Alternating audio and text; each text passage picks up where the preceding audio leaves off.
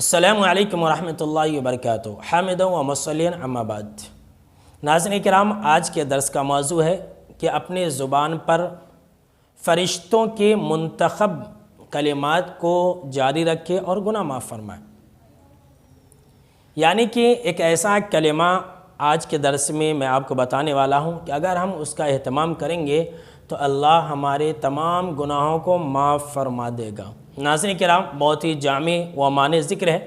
حضرت ابو ذر رضی اللہ تعالیٰ عنہ راوی حدیث ہے، صحیح مسلم کی روایت ہے کہ آپ صلی اللہ تعالیٰ علیہ وسلم سے پوچھا گیا کہ اللہ کے پاس سب سے زیادہ افضل کلام کون سا ہے؟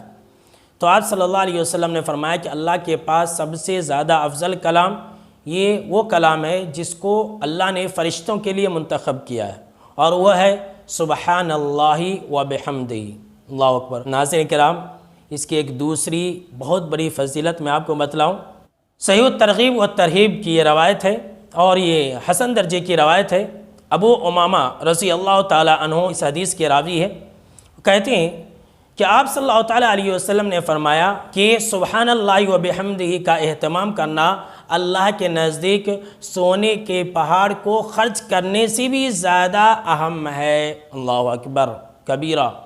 اللہ چھوٹے چھوٹے کلمات میں کتنا اجر و ثواب رکھا ہے۔ سامعین کرام، اس کو لازم پکڑیں۔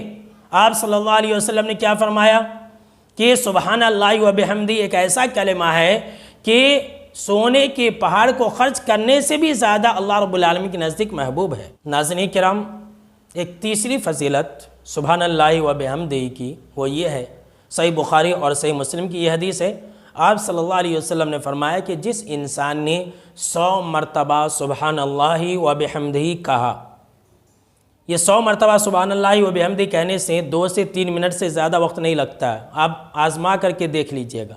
سبحان اللہ و بحمدہ جس نے دن بھر میں 100 مرتبہ کہا تو آپ صلی اللہ تعالیٰ علیہ وسلم نے فرمایا کہ اس کے تمام گناہ مٹا دیے جاتے ہیں، چھوٹے چھوٹے صغیرہ گناہ مٹا دیے جاتے ہیں، اگرچہ وہ سمندر کے جھاگ کے برابر ہی کیوں نہ ہوں۔ سبحان اللہ، کتنی بڑی فضیلت ہے۔